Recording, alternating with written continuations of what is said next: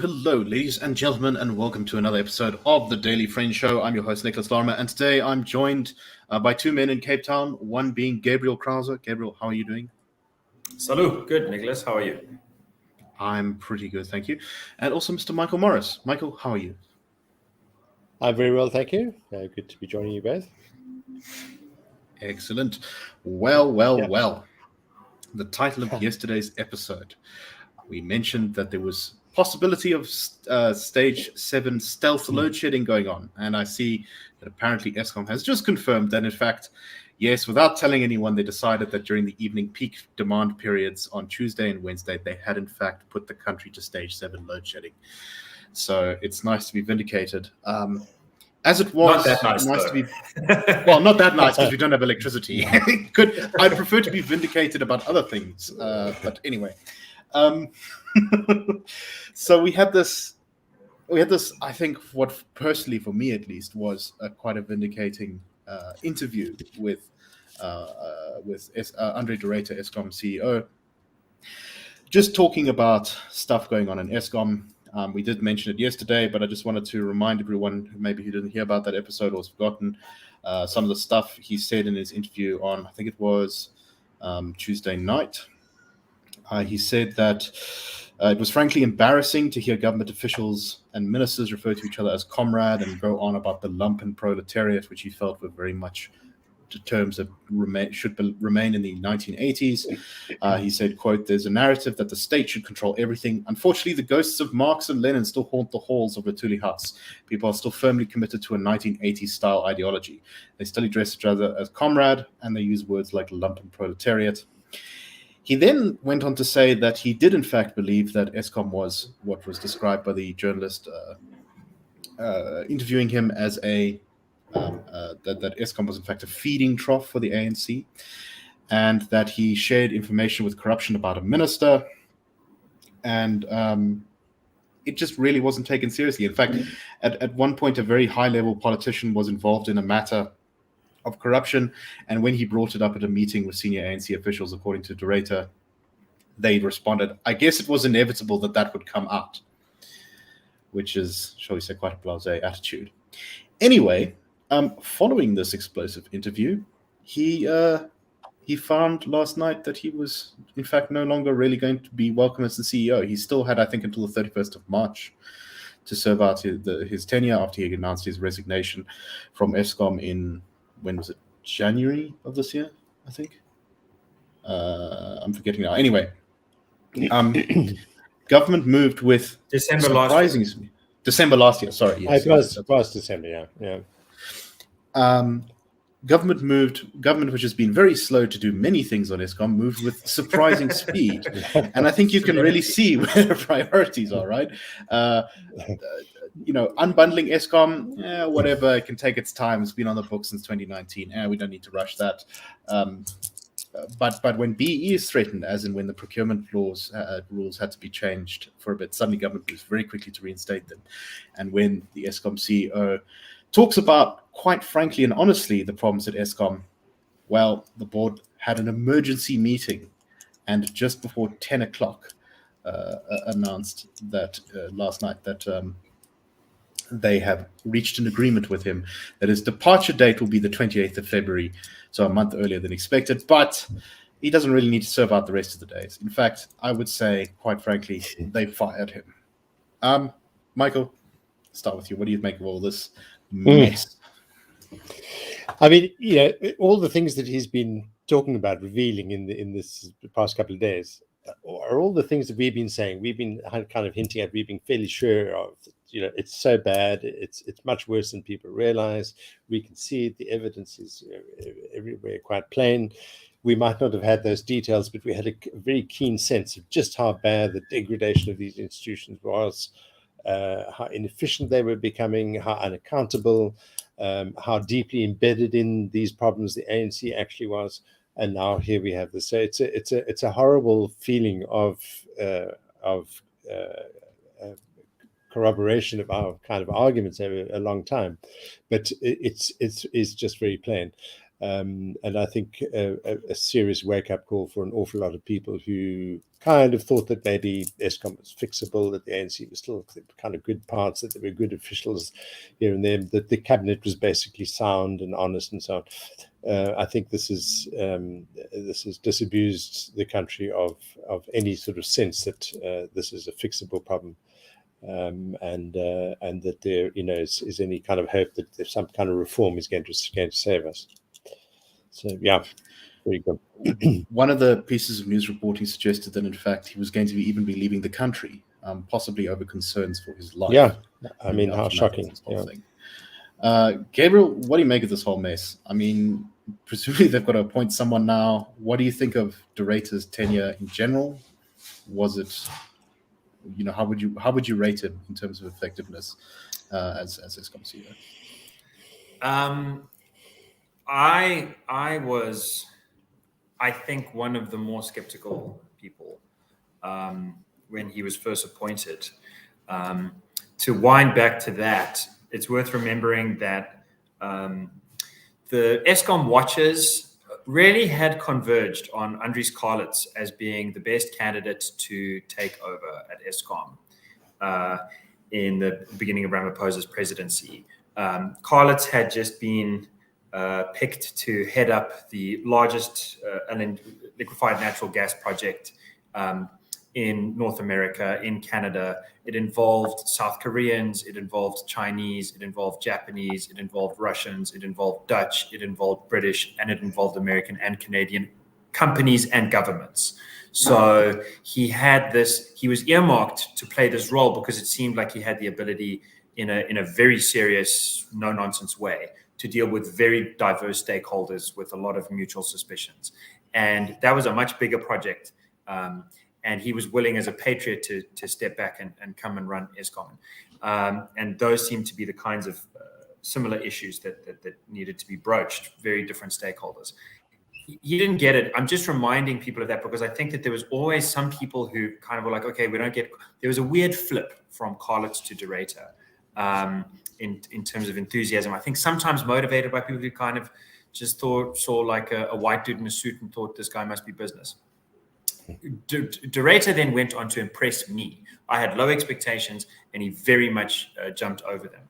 I think that the interview that he did with David and Sarah is really worth recalling, where David said, the Institute of Race Relations has been asking for exemptions from BEE at Eskom and more generally, not just its own idea, also the recommendation of the Zondo report. What do you think about that? And he answered very frankly, you need to get rid of non-value adding intermediaries that are to improve cost and to improve reliability and to improve speed.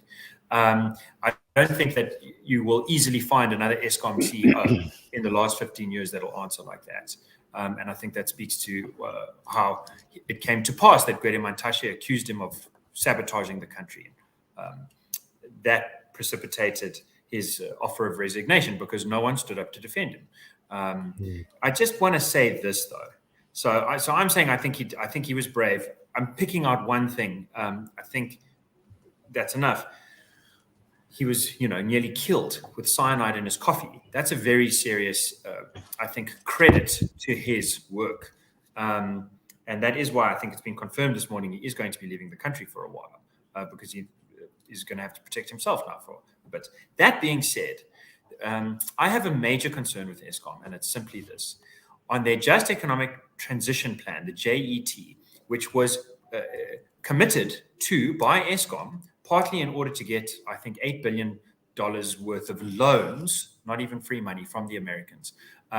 They pledged to cut carbon emissions by half by 2030. It's on page 200 and something of the report. It's terrifying to me. There's a schedule there for decommissioning coal-fired power stations that I can't wrap my head around because it just looks to me like, for better or worse, we're on a plan to replace coal-fired load shedding with solar-powered load shedding. And I'm not interested as an ordinary South African in changing the source of my load shedding. I would like to not have load shedding. And, I would like the solar to be added on top of the coal and not to be replacing it. And I don't know, where to put the bucket for blame on all of that. Maybe De Ruyter does share some of it, and I started with De Ruyter. I was not that enthusiastic. I'm not finishing with the 10 out of 10. In my opinion, the plans to decommission coal-fired power stations just doesn't make sense. I can't wrap my head around it. Yeah, I agree with you completely on that one. I think that there was definitely a little bit of, I don't know, it struck me almost as a kind of naivete about some of the benefits of renewables. I think at one point he kind of insisted that this would be a way to seriously cut down on corruption, because what was his phrase? He said you can't steal the sun. But you can steal the solar panels, and it's happening. Yeah, I think that was a very foolish thing to say. So I agree with you, not 10 out of 10. But he definitely spoke far more clearly and frankly and honestly about a lot of the really big problems and their causes. And at the end here, it's clear that he had a bit of enough. I don't fully understand the legal ramifications of if he had accused specific people in public of doing things. Presumably, I guess he laid charges, or he would have to lay charges then to substantiate some of the claims he's made here. But I don't know if he wants to do that. So it's a little bit frustrating. But not naming names. What you're saying is he didn't name names. He said a minister. Yes. When he was asked by the interviewer Larson, if the senior politician he was talking about being corrupt was a member of cabinet, he said he did not want to go there. So that's not great. It would be nice to know specifically who this is, and then at least force a bit of a scandal. But I guess you can't have everything nice. Or to have him say explicitly, I can guarantee you that it's not a member of the cabinet. That also would that would be nice too. That'd be even nicer if it was. Yeah. But seeing all of the sort of these choice quotes here, the DA and their leader John Steenhuisen have said that the party was going to use I think a freedom of access to information request to obtain all information and evidence at Eskom's disposal regarding the alleged ANC kingpin behind the systemic corruption that has brought our country's electricity supply to its knees. That's a quote from their media statement. But can I complain quickly about that? Just to say, Go ahead. I think it's naive and foolish to think that there is one person behind all of this. There is. There's one policy behind all of this. You can read the Zonda report, Interstate Capture at Eskom. Brian Molefe was not the only, that's singled out because it's like 2 years of fabulous decommissioning of coal mines that are directly supplying power stations at a point when they don't have enough coal. But from the point when they decided not to do maintenance, when the chief technical advisors were saying, you guys have to maintain this, otherwise you're going to start running out of electricity in 2008, 10 years in advance, from the late 90s, there have been problems at Eskom that have emerged out of cadre deployment as a policy, which was then redoubled through BEE as a policy. The notion that you need to make more people of a certain hue go from being worth 100 million rand to 200 million rand for some premium on Japanese parts that you're importing by having, local middlemen, while the poor are running out of everything. That is the problem. It's not one person. No, that's definitely a very good point to make. And there's this sort of tendency to just kind of, even amongst people who are explicitly sort of publicly anti-BE and in favor of changing the policy, like the DA, of, turning the conversation into being more about this one figure or the political party or something like that. Michael, any final thoughts before we move on? I think, just elaborating on that, or offering a very rich illustration, I think, from the interview. It's that one case, Nick, you and I spoke about before the show, of two individuals who were suspected of stealing 100 million a month. I mean, that's an astonishing sum of money for most South Africans. 100 million a month in fuel oil. This is just two individuals, and we know that this is, probably a tiny aspect of a much greater corruption environment, or corrupted environment, as Gabriel rightly says. And of course, they appear the next morning, and then are let out in 500 bail. And as De Ruyter says, that's where the matter ended. So, the single cabinet minister or the single senior politician who might be involved, who might be behind it, that's not actually the issue. We've got these two people, and we know that there'd be hundreds of others, maybe even thousands of others, who all have the sense, as a product of the policy, the very policy that Gabriel's identified, they have a sense that this is actually a legitimate way of conducting politics and public administration. This is how you do it. No shame. No shame. Yeah. So it is that to me is the sort of overwhelming feeling from all of this, is that there's just a sheer level of shamelessness in the way that government is dealing with Eskom in particular. But speaking of the poor's money, which Gabriel did just a few seconds ago, we have got the budget out. Enoch Godongwana has announced the budget. I was just looking through bits and pieces of it. The amount of money we're spending on servicing our debt interest is, I think, up by 90 billion rand. We had the usual tax increase on alcohol, so it's going to be more expensive to drown your sorrows during load shedding. Rebates for solar panels, which is something that I think a lot of people, when they first hear about, sounds great, until you hear that the limit is, I think, 15,000 rand on them, on the rebates, which is, considering the cost of, let's say, a suburban home turning to solar panels entirely or mostly, upwards of 100,000 rand. It's maybe useful, but also not going to make it much more affordable for a lot of people. Although go ahead. On the rebates, it's worth noting that for businesses, there's a 125% yes. rebate of the cost of it. Yes. So if you're putting in a really big thing at like a supermarket, a shopping mall, you get 25% back, as it were. 125% back, so 25%. Yeah. So definitely some good stuff. I don't want to be poo-poo too much. I think the budget predicted reduced economic growth forecast going ahead, and that government's plan to reduce the deficit would take longer than expected to be realized, to the shock of no one. Also, this is despite the fact that government has claimed stronger than expected tax revenue. So, Gabriel, let me start with you. What did you make of the budget? What things stood out for you? And what should we not have spent money on and should have spent money on? Yeah, I mean, I think you've touched on the big points. I would just add one. The commitment on the paper from Godongwana to concession, basically to leasing out power stations to people who know how to run them. That is huge. And also some talking up of inviting third parties to put trains on the railway system, which is, I think, also kind of a bit welcome. Yeah.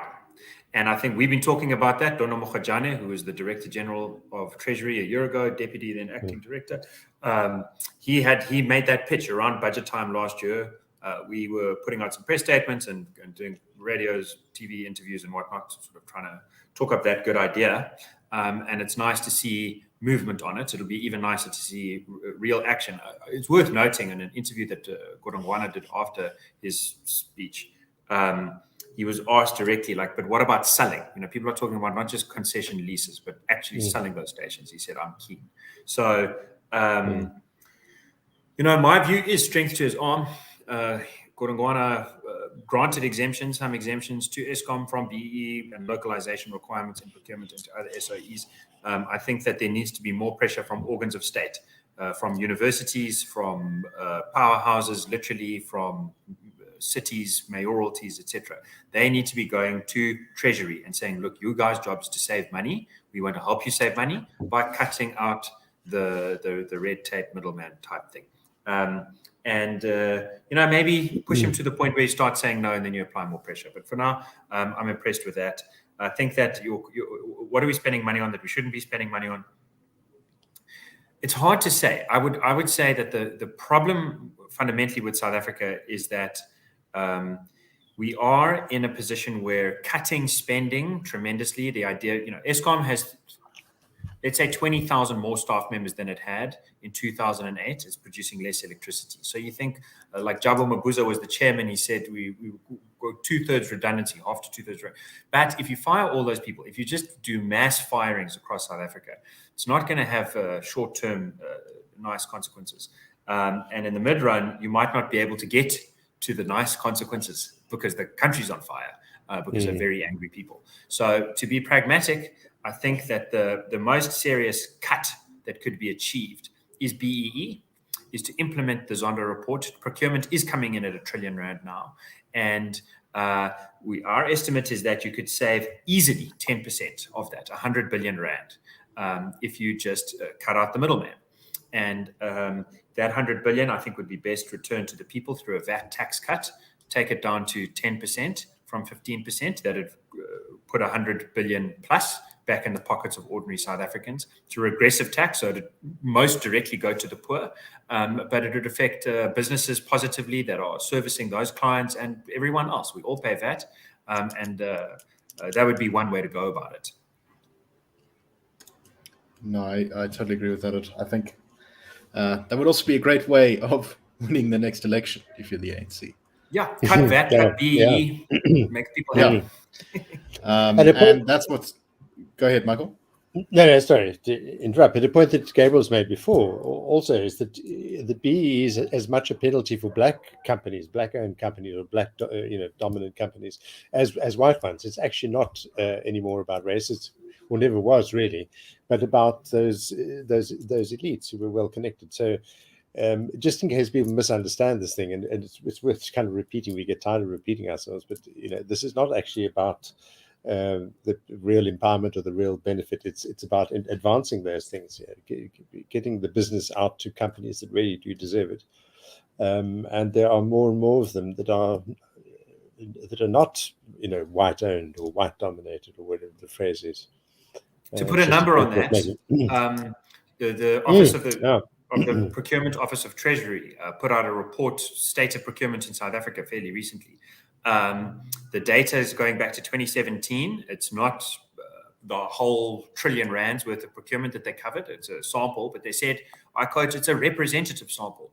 And they found that about 70% to 75% of government spending was going to be companies level 1, 2, 3, and 4. So the biggest of those was level 1 by a lot. That was pushing on half or a third. So it's really not the case that we just need to keep it simple. Keep it simple, stupid. It's like a nice economic idea. Value for money. It's going to be good for all of the businesses that are working hard. It's not going to change the color. It's just going to make the thing cheaper. Yeah, exactly. And that's good for the majority of citizens and consumers. Yeah, exactly. What always frustrates me, though, is you can see some good stuff here in this budget, as you pointed out, Gabriel. There's some really nice things here. You can see the building blocks of exactly how, even under an ANC government, we begin to get out of the problems that we're in by changing some of these policies.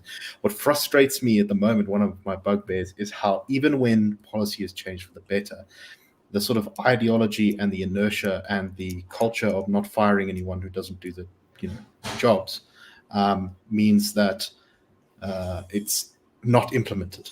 I think to for example, of the prospecting licenses, according to the minister, you do not need a BEE compliance in mining to get a prospecting license.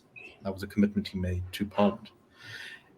And yet the department, if you try to apply for a prospecting license, no, you need BEE requirements. Who's this minister person who's telling us how to do our jobs?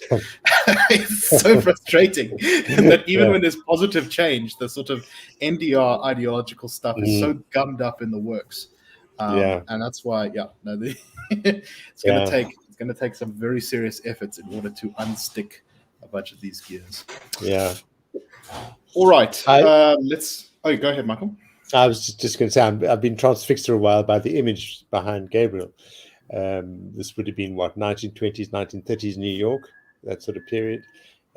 Probably not a universally easy time for Americans, certainly maybe in the early 20s better than certainly in the early 30s.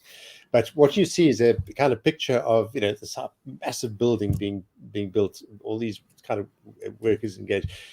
This is, a picture of exactly what we could be doing, what we, people working together, having the opportunities, massive investments, optimism, reaching for the sky, all that stuff. It's such a great image, but and it's palpable to me, or palpable is the wrong word. It's striking to me that there is not a very great or any sense of kind of public celebration of the good things in the budget this week, is there? I mean, that people are just so subdued. Either we can't take it seriously enough, or we can't quite take it seriously because we're not quite sure whether, exactly as you say, Nick, it's not going to filter down to where it hits the road, or there's just so much else that we know is bad and wrong, and is it really going to make a difference? It's a shame.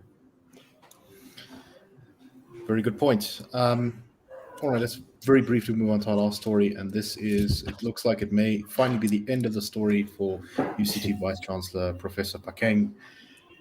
There has been reporting that hasn't been officially confirmed through statements, but I think both News 24 and the Daily Maverick have reported that the UCT Vice-Chancellor, who was facing allegations of bullying and encouraging student protests and all sorts of mismanagement, and I believe an independent investigation into her conduct at the university, has reached some sort of behind-the-scenes settlement with the UCT. I think it's the council is the name of the body, to basically step down from the position, and in return she'll receive a number of benefits, including a 12 million rand payment, which is her salary, plus sort of 8 million rand early retirement bonus, as well as a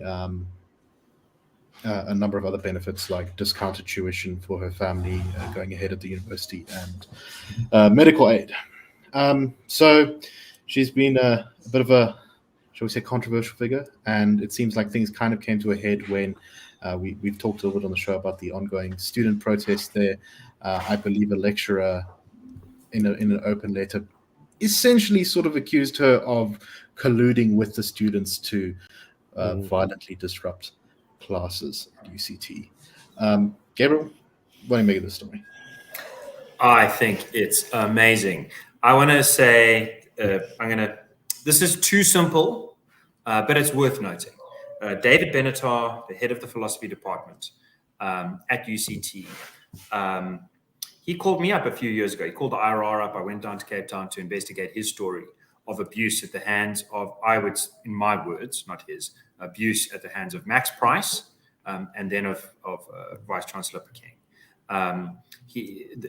The allegations against Benatar were, ginned up, sort of usual.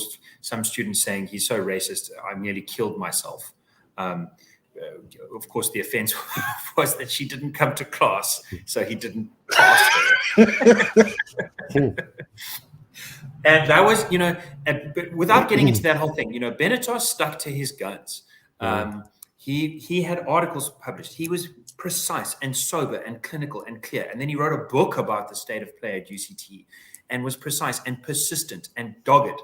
And I think that it's worth noting, more people came out to say more brave, true, sincere, scary things to say about your boss.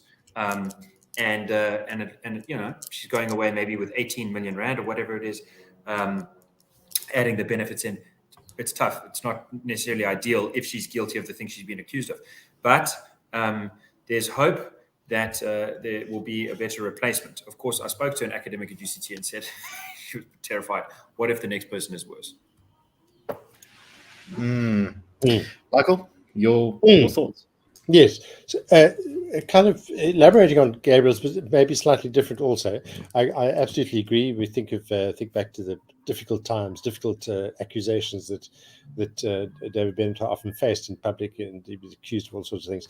And I was just thinking, as we mentioned just before the show, that my kind of overriding feeling about this saga, as many others, is that a more timeous and rational debate might have been possible and might have prevented some of this damage from happening if there weren't the kind of reactions that David Benatar had to endure, if there wasn't this chilling effect of people being accused of not being anti-racist enough, or being, simply being the wrong color, or being accused of racist behavior and what have you, all really smoke screens that detracted from dealing with the problem that was plainly before everybody's eyes, and has just been delayed. But yes, I absolutely agree.